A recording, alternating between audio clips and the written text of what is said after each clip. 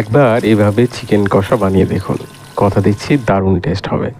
এখানে আমি নিয়েছি চিকেন, তার মধ্যে দিয়ে দেব নুন, অল্প হলুদ আর শুকনো গুঁড়ো লঙ্কা। এগুলোকে ভালো করে মেখে নেব।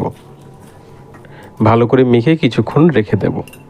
তার মধ্যে একটা কড়াই গরম করে নিয়ে নেব 4 চামচ মতো সর্ষের তেল, আর ওই ম্যারিনেট করে রাখা চিকেনগুলো এই গরম তেলের মধ্যে দিয়ে ভালো করে ভেজে নেব।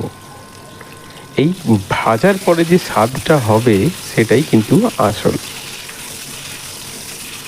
এই যে ভিডিওতে যেভাবে দেখাচ্ছি সেভাবেই কিন্তু ভালো করে ভেজে নিতে হবে। মনে রাখবেন যাতে পুড়ে না যায়, একদম হালকা করে গায়ে যাতে লালচে কালার আসতেই আমরা চিকেনগুলোকে বের করে নেব। আচ্ছা, এখানে আমি টমেটো আর এই কাঁচা পেঁয়াজগুলোকে আমি হাফ করে কেটে কড়াইয়ের মধ্যে দিয়ে দিয়েছি। এই যে চিকেনগুলো দেখছেন, মোটামুটি চিকেনের যে জুসটা সেটা হালকা বেরিয়েছে এবং তার মধ্যেই কিন্তু আমরা এটা বের করে রেখে দিচ্ছি। এই হিটে কিন্তু ওটা নিজেই অলরেডি এটা আস্তে আস্তে কিন্তু সেদ্ধ হবে।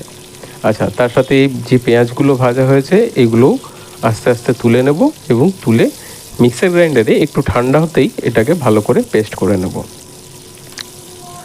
আচ্ছা, আপনারা যারা আলু খেতে ভালোবাসেন তারা অবশ্যই আলু দেবেন, আর যারা পছন্দ করেন না স্কিপ করতে পারেন। আমার চিকেন হোক বা মাটন আলু না দিলে কিন্তু ভালো লাগে না, তাই আমি এখানে দিয়েছি।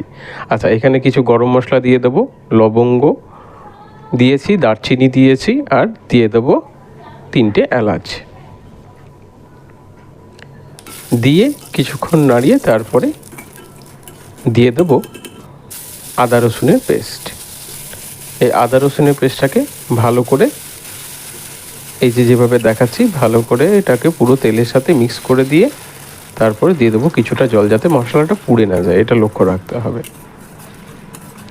আমি যেভাবে ভিডিওতে বলছি সেভাবে ফলো করবেন, তাহলে কিন্তু খুব সহজে আপনারা বানিয়ে ফেলতে পারবেন। তার মধ্যে দিয়েছি কিছুটা হলুদ, ঝাল লঙ্কা, আর রঙের জন্য দিয়ে দিচ্ছি কাশ্মীরি গুঁড়ো লঙ্কা। আমি কোনো রকম কালার ব্যবহার করি না, তাই আমি সবসময় এই কাশ্মীরি লঙ্কাটাই কিন্তু দিই। আচ্ছা, ওই ভেজে রাখা পেঁয়াজ আর টমেটোর পেস্টটা কিন্তু এই সময় দিয়ে দেবো, আর হালকা আছে এটাকে আস্তে আস্তে মশলাটাকে কষতে দেবো যতক্ষণ না তেল বেরিয়ে আসে।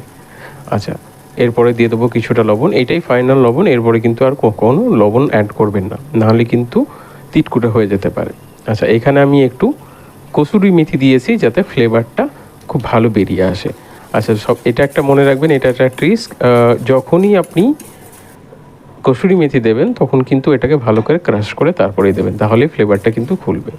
আচ্ছা, ওই ভেজে রাখা চিকেনটা এরপরে ওই মশলার মধ্যে দিয়ে ভালো করে এইভাবে পুরোটা যাতে গায়ে লেগে যায় সেভাবে কিন্তু আস্তে আস্তে নাড়তে নাড়তে কিন্তু এটাকে পুরোটা মাখিয়ে নিতে হবে।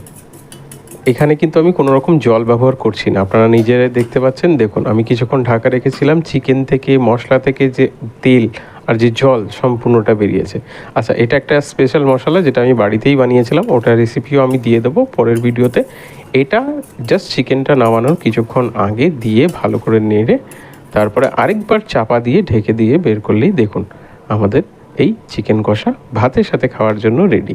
আপনারা চাইলে এটা লুচির সাথেও খেতে পারেন, পরোটার সাথেও খেতে পারেন, তবে দুপুরবেলায় যেহেতু রান্না তাই এই চিকেনের সাথে ভাতটাই কিন্তু চাই।